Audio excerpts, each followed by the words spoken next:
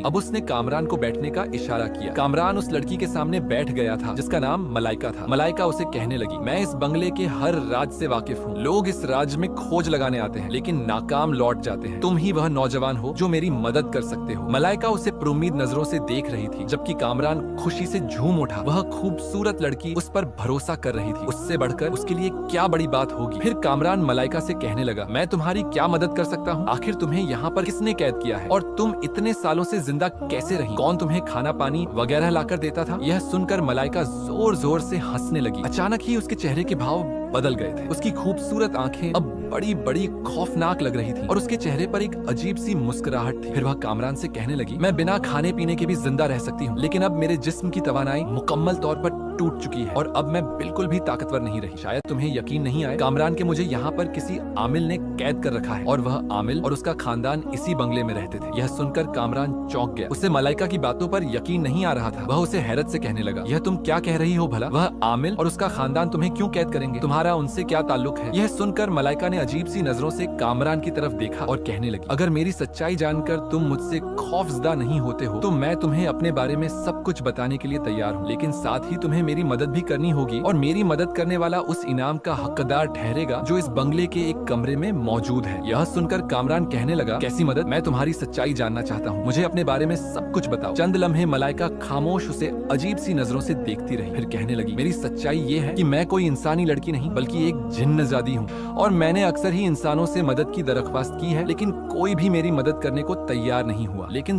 तुम हो जो मेरे एक दफा कहने पर मेरी मदद करने के लिए तैयार हो गए। तुम एक